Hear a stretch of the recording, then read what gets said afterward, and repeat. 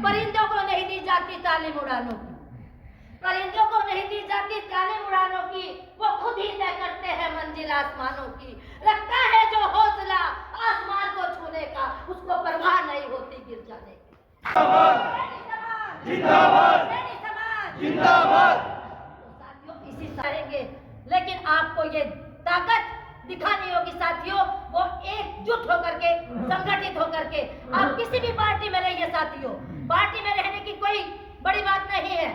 ये तमाम पार्टियां सब लोग रहते हैं, इसका मतलब ये नहीं है कि आप उसके बंधुआ मजदूर हो गए हो। जहां आपका समाज का हित होता हो साथियों, उस समाज के साथ उस होने का काम हम लोग करें साथियों। और बिन मांगे अगर हम कुछ देंगे, हमसे कोई मांगने आए या ना आए, हम कह देते नहीं नहीं हम तो आपके हैं ही हैं, ये साथियों छोड़ दीजिएगा।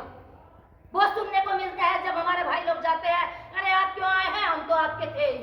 ये कहना बंद कर दीजिए साथियों। अरे अगर आप नहीं आते तो शायद हम आपको नहीं देते, ये कहना सीख लीजिए। आप आए हैं तो अब आपका सिर ऊंचा करने के लिए हम आपके साथ खड़े हैं, ऐसा स्वाभिमान अपने अंदर जगाइए साथियों। और कहते हैं साथियों, परिंदों को नहीं दी जाती तालीम उड़ानों की, परिंदों को नहीं दी जाती तालीम उड़ानों की, वो खुद ही तय करते हैं मंजिल आसमानों की। रखता है जो हौसला आसमान को छूने का, उसको परवाह नहीं होती गिर जाने की। तो साथियों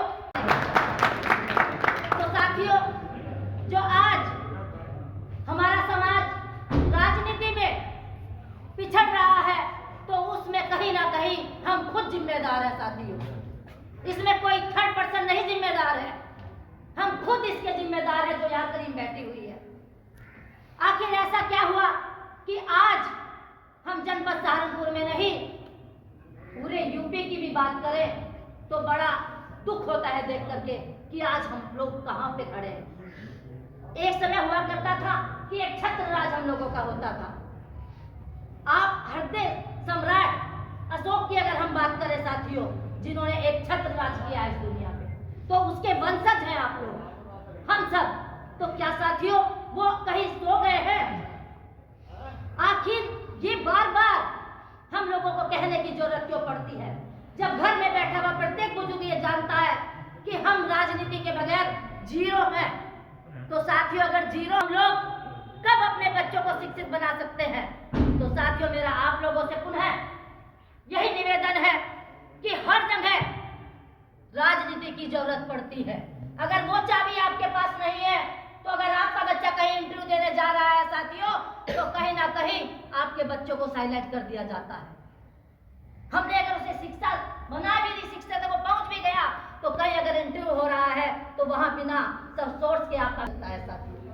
तो अगर आपको जिंदा रहना है और समाज में अपने आप को फिर वही राजा कहलाने के योग्य बनना है, तो अपने आप को संगठित करने का काम करिए साथियों। और एक आवाज में अगर यहाँ मुकेश भाई ने मीटिंग की है और आज ये करीब यहाँ चली आई है, लेकिन मुझे देख करके भी एक कष्ट हो रहा है कि क्यों हमारे जो साथी यहाँ पहुंचे हैं, अगर एक एक अपने पुत्र को भी साथ लेके आते तो ये हॉल नहीं, ये पूरा बाहर तक भरा होता था। पिता यहाँ पहुंच गया है, उसमें मैं भी हूँ, आप ही नहीं साथियों, उसमें मैं भी कहीं ना कहीं कि अगर अपने बच्चों को हम साथ नहीं लाएंगे, ऐसी बैठक उनको दिखाएंगे नहीं, वो हम लोग आप लोग चर्चा कर रहे हैं ये उन तक पहुंचेगी नहीं, क्योंकि यहाँ जाने के बाद हम कितना बच्चों से वार्ता कर पाते हैं ये सब लोग यहाँ बैठे लोग जानते हैं।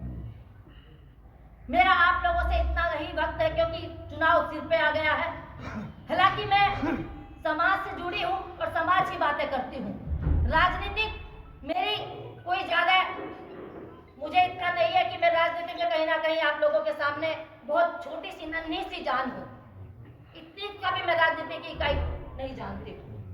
लेकिन यहाँ बैठे जो मेरे समाज की करीब है, माननीय राजकुमार सैनी जी, सतपाल प्रधान जी, अमित जी, नरेश सैनी जी, और यहाँ बहुत सारे लोग हैं जिन्होंने समाज को जगाने का काम बराबर ये लोग करते रहते हैं। साथियों मेरा तो आपसे इतना निवेदन है कि कहीं भी खड़े हो जाओ, जहां भी आप खड़े हो, पीछे से इतना बड़ा कारवा बन जाए कि आपको पता भी ना लगे, बस ऐसी लाइन बना के खड़े हुइएगा साथियों।